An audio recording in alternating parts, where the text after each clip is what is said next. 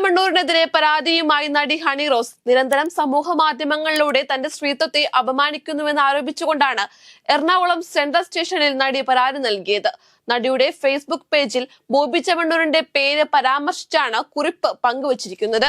ഡൽഹി നിയമസഭാ തിരഞ്ഞെടുപ്പ് പ്രഖ്യാപിച്ച് കേന്ദ്ര തിരഞ്ഞെടുപ്പ് കമ്മീഷൻ. ഫെബ്രുവരി 5-നാണ് ഡൽഹിയിൽ തിരഞ്ഞെടുപ്പ്. ആകെയുള്ള 70 സീറ്റുകളിലേക്ക് ഒറ്റഘട്ടമായാണ് തിരഞ്ഞെടുപ്പ് നടക്കുക. ഫെബ്രുവരി 8-നാണ് വോട്ടെണ്ണൽ. തെരഞ്ഞെടുപ്പ് പ്രഖ്യാപിച്ചതോടെ ഡൽഹിയിൽ തെരഞ്ഞെടുപ്പ് പെരുമാറ്റച്ചട്ടം നിലവിൽ വന്നു. ജനുവരി 10-ന് തെരഞ്ഞെടുപ്പ് വിജ്ഞാപനം പുറത്തിറങ്ങും.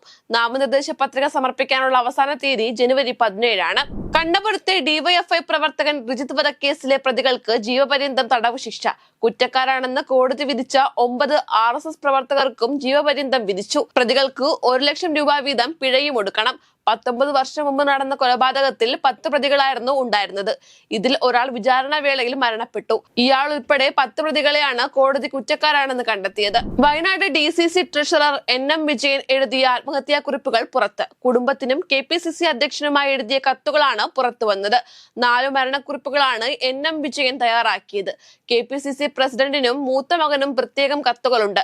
ലക്ഷങ്ങളുടെ സാമ്പത്തിക ബാധ്യത ഏറ്റുപറഞ്ഞും മകനോട് മാപ്പ് പറഞ്ഞുമാണ് കത്തുകൾ. കോൺഗ്രസ് നേതാക്കളുടെ പേരുകൾ KPCC അധ്യക്ഷൻ എഴുതിയ കത്തിലുണ്ട്. പാണക്കാടെത്തി PV അൻവർ MLA. UDF പ്രവേശനം സംബന്ധിച്ച ചർച്ചകൾ പാണക്കാട് നിന്ന് ആരംഭിക്കാനാണ് PV അൻവറിന്റെ നീക്കമെന്നാണ് സൂചന. സാദിഖ് അലി ശിഹാബ് തങ്ങളുടെ വീട്ടിലാണ് PV അൻവർ MLA എത്തിയത്. ചൊവ്വാഴ്ച സാധാരണഗതിയിൽ പാണക്കാട് സന്ദർശകർ എത്തുന്ന ദിവസമാണ്. PV അൻവറും തന്നെ കാണാൻ പാണക്കാട് എത്തിയതാണ്. ചായ കുടിച്ച് അൻവർ മടങ്ങുമെന്നും സാദിഖ് അലി ശിഹാബ് തങ്ങൾ പ്രതികരിച്ചിരുന്നു. PV അൻവറിന്റെ UDF പ്രവേശനവുമായി ബന്ധപ്പെട്ട നിലപാടിൽ അയവ് വരുത്തി പ്രതിപക്ഷ നേതാവ് VD സതീശൻ. വ്യക്തിപരമായ ഇഷ്ടാനിഷ്ടങ്ങൾക്ക് പ്രസക്തിയില്ലെന്നും ഉചിതമായ സമയത്ത് UDF നേതൃത്വം ഉചിതമായ തീരുമാനമെടുക്കുമെന്നും VD സതീശൻ പറഞ്ഞു. ആരോപണം ഉന്നയിപ്പിച്ചയാൾക്കെതിരെ പിന്നീട് PV അൻവർ രംഗത്തെത്തി. അതാണ് കാലത്തിന്റെ കാവ്യനീതിയെന്നും പ്രതിപക്ഷ നേതാവ് പറഞ്ഞു.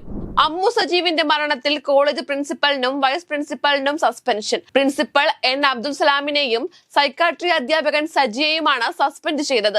അമ്മുവിന്റെ ആത്മഹത്യക്ക് പിന്നാലെ ഇരുവരെയും സസ്പെൻഡ് ചെയ്യണമെന്ന് കുടുംബം ആവശ്യപ്പെട്ടിരുന്നു. ഇതിന് പിന്നാലെയാണ് നടപടി. സമസ്തയിൽ തർക്ക പരിഹാരത്തിന് ഉപസമിതി രൂപീകരിച്ചു. AT അബ്ദുള്ള മുസ്ലിയാരുടെ നേതൃത്വത്തിലുള്ള 5-അംഗ സമിതിയാണ് രൂപീകരിച്ചത്. സമസ്ത മുഷാവറ യോഗത്തിലാണ് തീരുമാനം. തർക്ക വിഷയങ്ങൾ മുഷാവറ പരിഗണിക്കാതെ ഉപസമിതിക്ക് വിട്ടു.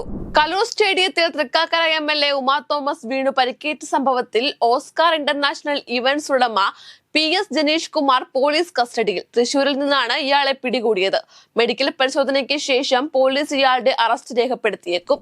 പരോളിൽ പുറത്തിറങ്ങിയ TP ചന്ദ്രശേഖരൻ വധക്കേസ് പ്രതി കൊടിസുനിക്ക് കണ്ണൂർ ജില്ലയിൽ പ്രവേശിക്കാൻ അനുമതി. കൊടിസുനി പ്രതിയായ ഇരട്ട കൊലപാതകത്തിന്റെ വിചാരണ നടക്കുന്ന ദിവസങ്ങളിലാണ് ജില്ലയിൽ പ്രവേശിക്കാൻ അനുമതി ഉള്ളത്.